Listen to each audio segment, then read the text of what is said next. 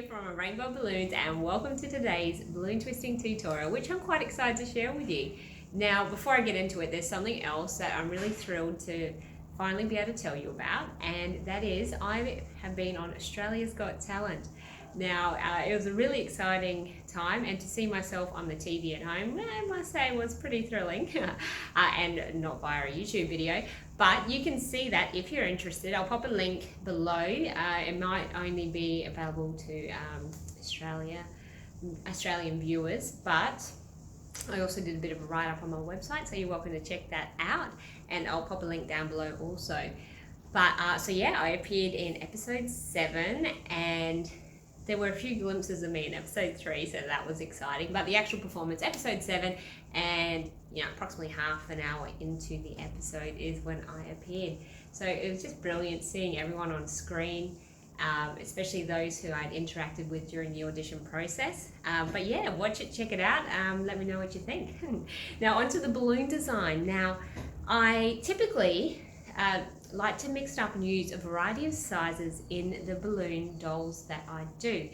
So quick links, rounds, 350s, etc. So I wanted to come up with something that I found to be beautiful and sweet, which only uses 260s and 3 260s at that. I managed to eke out a little bit of a hair decoration with the remainder from the dress. So I'm going to share this one with you, as well as if you work exclusively in 260s, you can make a beauty like this. But I do have some design options where we've got the 350 and there's 160 for the arms. So I'm also actually going to show you how to do one of those. And you can see I've had a little bit of fun coming up with this design. A few practice mermaids there. This one's going to go to my son's teacher for her birthday today, so I'm sure she'll love it. But let's get into it, and we are going to start off with this lovely balloon doll. So she uses 3 260s. I'm going to start off with the Mocha 260.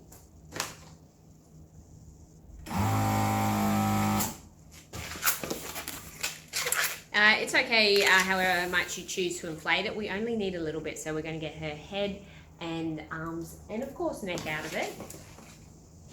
And I've chose the 260 pastel yellow in the metallic line to do her hair.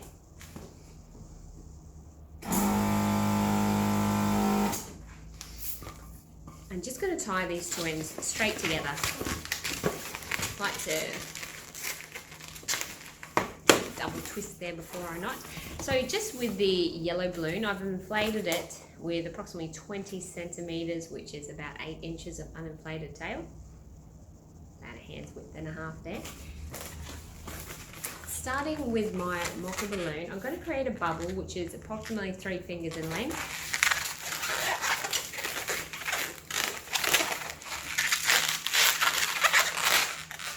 Next, I'm going to twist a small bubble, which is going to be pinch twisted for her neck.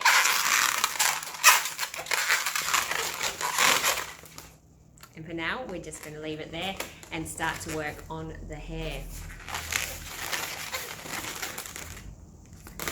2-finger bubble, which gets pinch twisted. Now, I'm going to run the hair balloon alongside the head balloon and pick a point approximately 2/3 the way down, twist off the bubble. We want it a little bit shorter than the head bubble. Then I'm going to do a small 1 inch, probably even less than an inch bubble there, by about 1.5 fingers.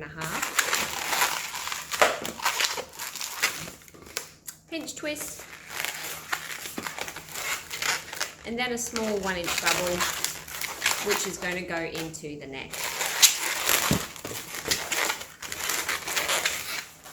This is what we're looking at so far. Now we're just going to repeat that sequence, but this time in reverse. So we're going to do this 1 inch bubble, followed by it was just less than 1 inch pinch twist, and then matching this bubble size back up into the pinch twist at the top of the head.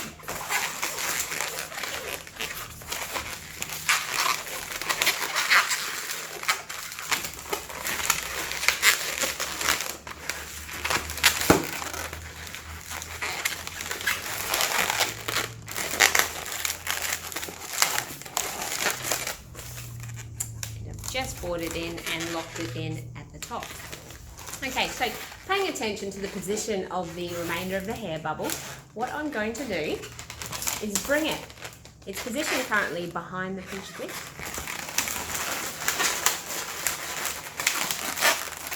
I'm going to fold that 260. See how it's encouraged to stay a bit more behind the pinch twist. And as you bring it to the front, we're encouraging it to go in front of the pinch twist and hide it, and the pinch twist kind of keeps it in place for us.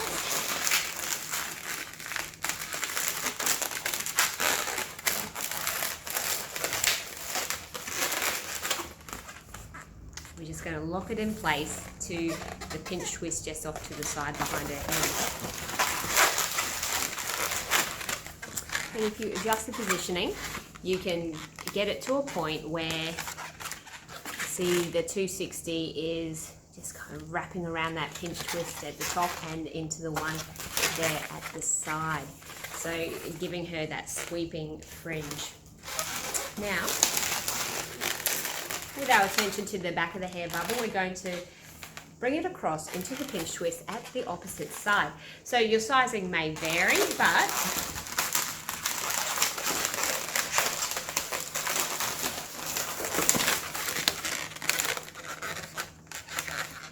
if we look at mine, it's about a 4-finger bubble. Okay, so now, just between these two pinch twists at the back, we're going to run this hair bubble backwards and forwards a little. Hair bubble. We're going to wrap the rest of the balloon as hair bubbles backwards and forwards between these pinch twists.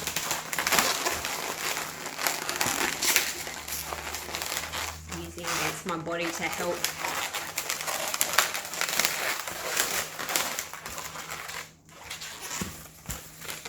kind of build up that glamorous hair, and then we're going to bring it, kind of position it so these bubbles here are running underneath the one we've got in the back. See how it kind of sits nicely up against it. So we start to abandon specific sizing, and it's just running it backwards and forwards, making it have no gap in between.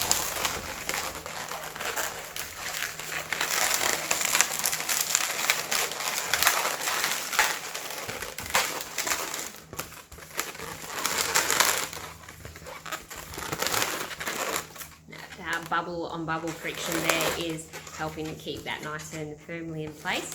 I'm going to now remove this excess. If you don't like removing excess, you might be able to get it back over into the pinch twist at this side.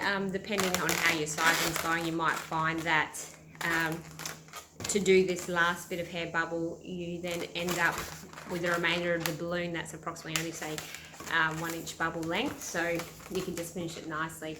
That's happened on some of the occasions where I've done the design too. But I'm going to go ahead to remove the excess and like to tie it off.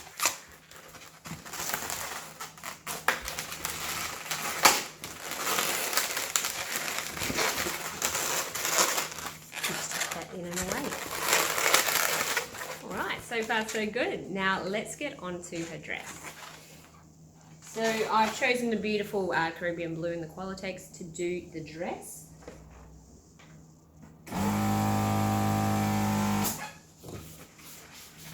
I've gone ahead to inflate it. That looks a bit more like a 25 centimetre bubble, so that's about 10 inches. Just going to tie it off. Now, we can introduce it to the doll here in the neck area. So I'm just going to take that knot.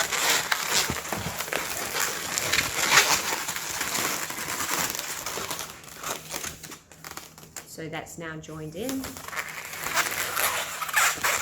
Create a torso. When looking at proportions, create a torso approximately the same length that you've done her head, and that keeps it in a nice overall consistent sizing.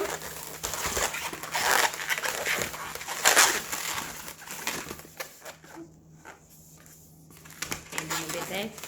I'm going to twist an identical bubble back up into the waist. And I'm going to give the rest of my balloon a nice good squish.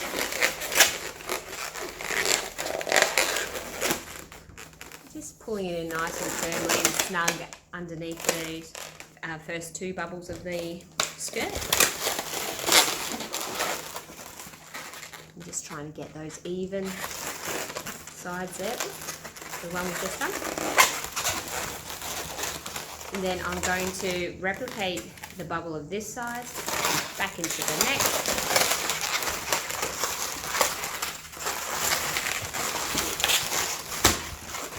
You might find she wants to come unraveled before we do her arms, so patience. And if it does a bit of unraveling on you, just know that when we do the arms shortly, that's going to lock the waist in shape. So I'm going to remove the excess. I'm going to tie that knot off. To help lock that in place, I'm just going to feed it back in, not nor between those 2 bubbles. Okay, now one of the reasons why I love incorporating the different sizes is so that you can get arms that are a bit more in proportion with a typical body shape. With the 260, it's a bit harder, but we don't want her to be having Hulk arms. That's not the kind of design we're doing, but we are going to manipulate the Aran latex in such a way just to make her arms a little bit more in proportion with her overall aesthetic. To achieve this, what we're going to do, give that Mocha 260 a very good squish. And we're pushing a lot of air out of that.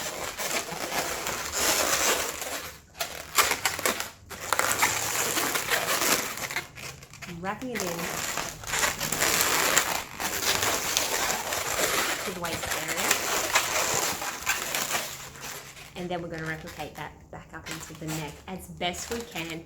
So controlling the air that is in that bubble. So again, good squish. And I'm really pushing on that bubble as I move it into the neck area. And try to observe if you're getting a fairly accurate and even sizing on the arm, so you don't want one to be looking longer than another because that will also distort the overall appearance of her. But now I'm satisfied and I'm going to remove this excess.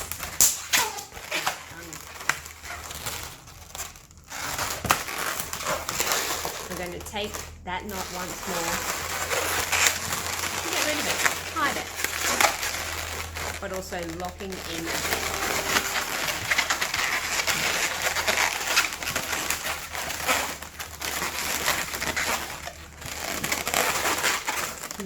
So I'm just giving her a bit of a poke and a prod.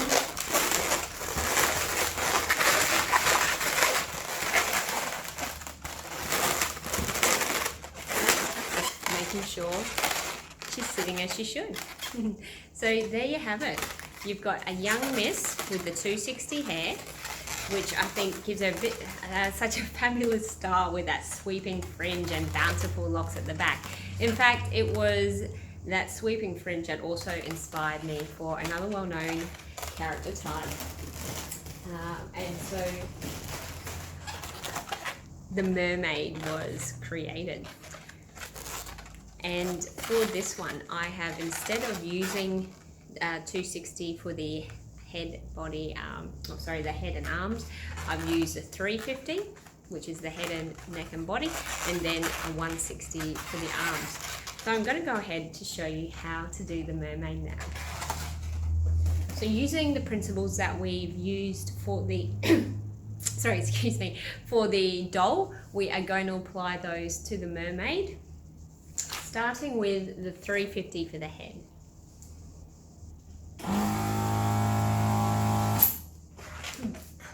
Now, you can inflate it to a comfortable length for you because, of course, she's not going to use a great deal of this size. And got 350 in the blush and a 260 in the red.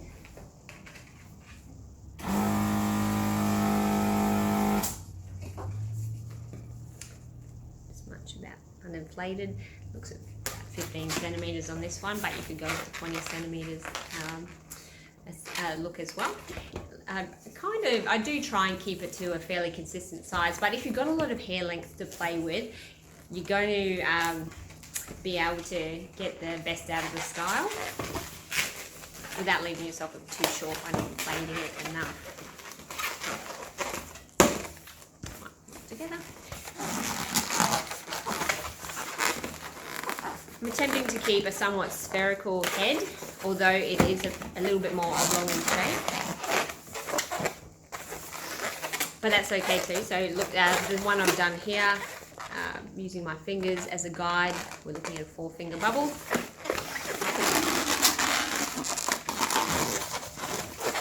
Got an itty bitty bubble here for the neck. Fingers width wide. Just twist it.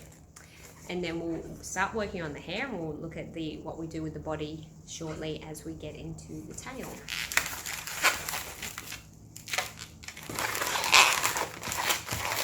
Basically, we're replicating what we did with the hair with the 260, except now we've got the 350 head. So approximately 2/3 of the way down the head bubble, create a twist.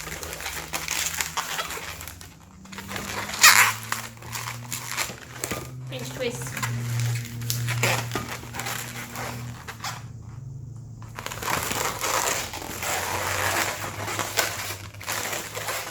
And in this area, replicate that again.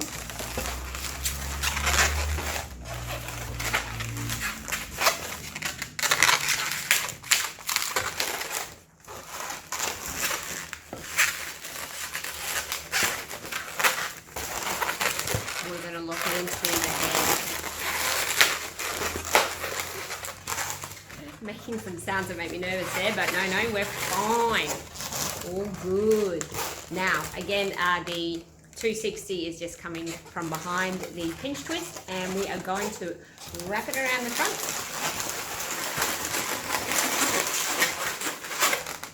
And into the pinch twist at the side.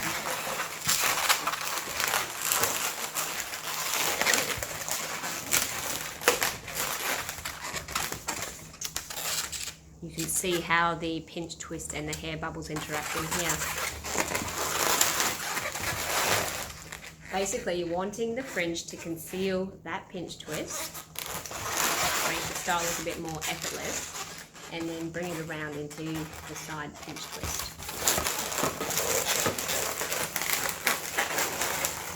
So now I'm going to run the hair bubbles on the balloon. That's going to be the remainder of the hair bubbles, just backwards and forwards.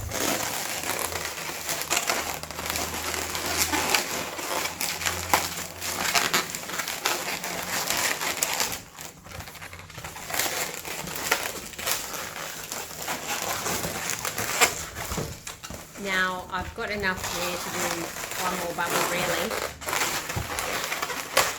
I don't want to have a big gap like this in it, so I'm just going to bring it around and let it get to that point where it meets the pinch twist.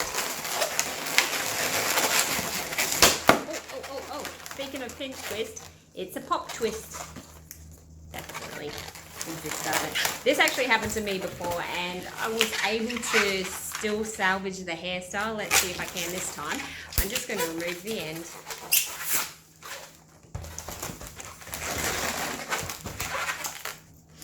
I might not be so lucky this time, but let's see. Tie that off. That pinch twist is kind of integral to keeping that hair in shape. So we might be out of luck. Give it a go, twist off this bubble and get it into that junction.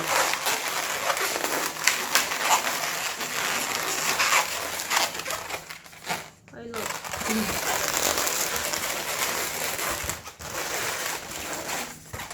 Just gonna remove that annoying little nubby bit at the end, but imagine that didn't happen. What we would be doing is getting that bubble to the length it needed to be, wrap it into the pinch twist, remove the excess.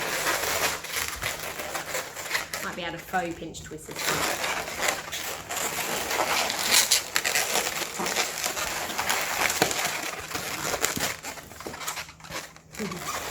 No one will know the difference. Or maybe I should erase and rewind. No, fine. This is the real world. We know what happens out in the field. We know we have to fix, amend, pick an alternative route to the end of the end of the design. But yeah, I'm happy with that. I'm going to tuck her under my arm as I start to work on the tail.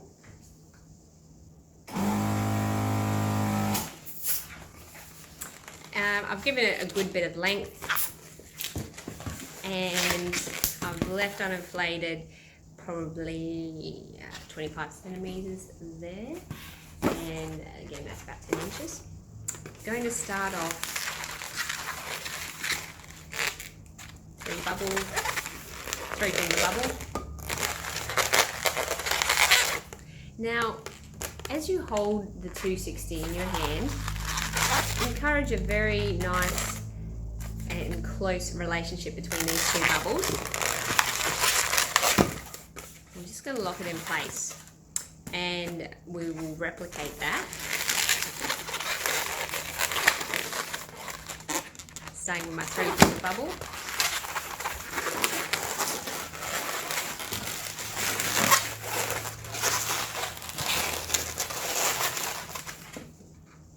So we should be fairly even looking here. I'm now going to do 1 pinch twist.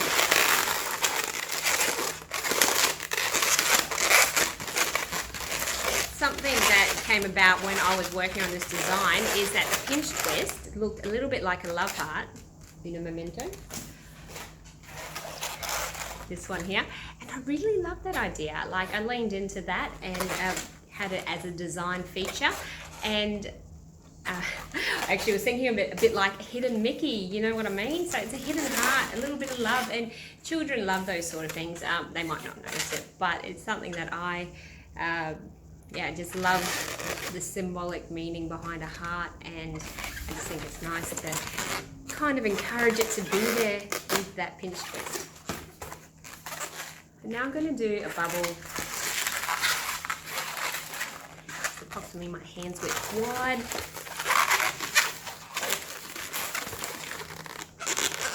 A 2.5 finger bubble, followed by another.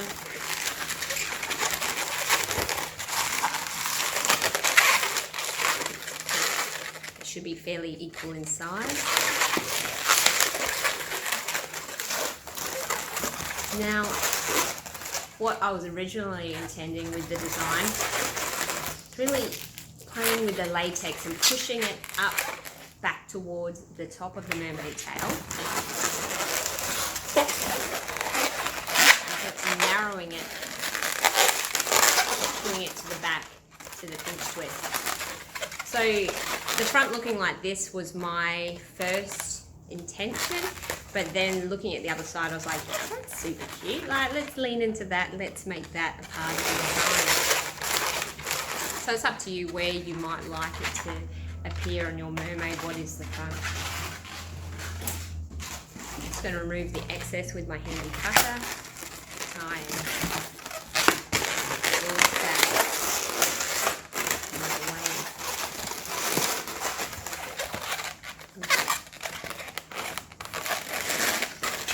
The 2 sides, the side which is yours. Now we're going to incorporate these 2 halves together. 2 halves? The 2 halves of the mermaid. Sounds a bit macabre. I want to make a bubble that's fairly round. What's important here is to try and just get the twist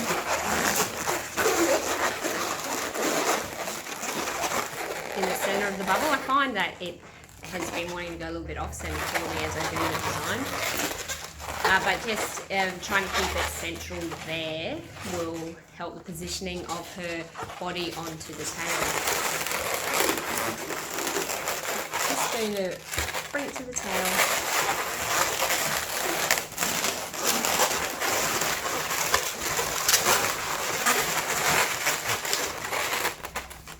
Wrap that around a few times, and now I'm going to get rid of the excess. So You could go ahead and tie that off so that you can do more mermaids, as you do. Make one, make many, you know how it is.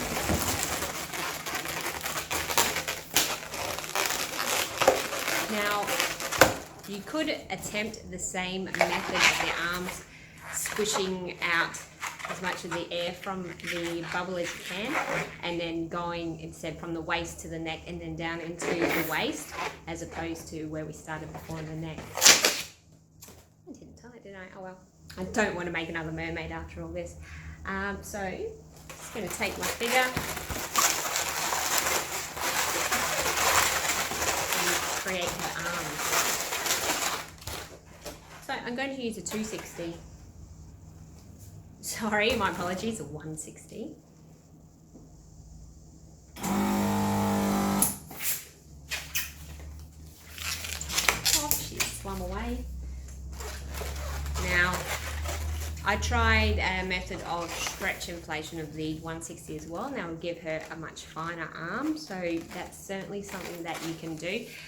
Also, one of those that did pop and made that horrible ring in my ear, so I don't want to try and do that again. So, I'll just stick with the 160. One of her hair bubbles has deflated, unfortunately, owing to that missing pinch twist.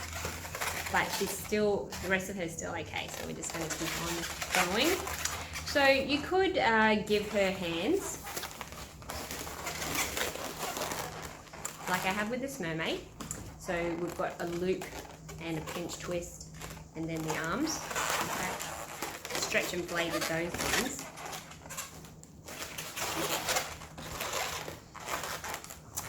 We're going to just opt to do the arms in this style for this particular one. Now, I'm going to get the knot, and we're going to introduce the arms into the mermaid up at the neck.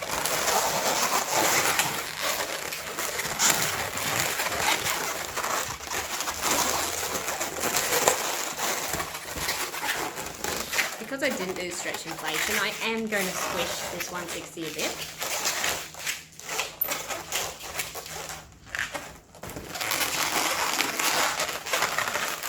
Bring the arms down the body. I'm encouraging it to be nice and close.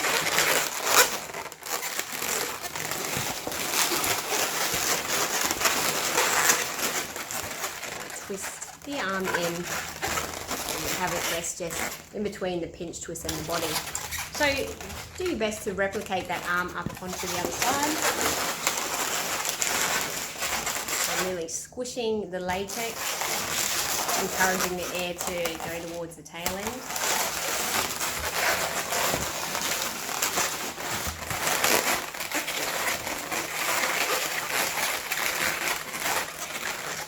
So we should have a fairly firm juncture here, and we've got the friction of the arm balloons and the body balloons, and the top of the tail or the waist, just helping to keep everything in place here. Right, then we're going to go ahead to remove the excess. If you would like to give extra stabilization, you could opt to do a second pinch twist in the neck area. I've experimented with both. The results are fairly even, but if you do a second pinch twist and you find that one at the back's getting in the way, just kind of tuck it up into the area behind the head.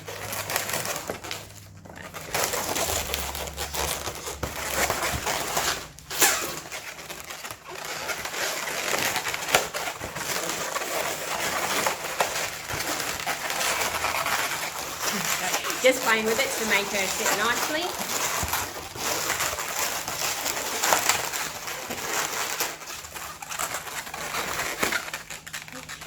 So there she is. So you can go ahead to do things like, of course, draw her face on, and I like to draw on the seashells, save time by grabbing yet another balloon, but you could definitely do some little seashells or D-shells by tying on some latex, or not latex, but a balloon as her top. But there you have it. I hope you enjoyed looking at these 2 designs, and I look forward to talking to you again soon. Take care until next time. Have a great day.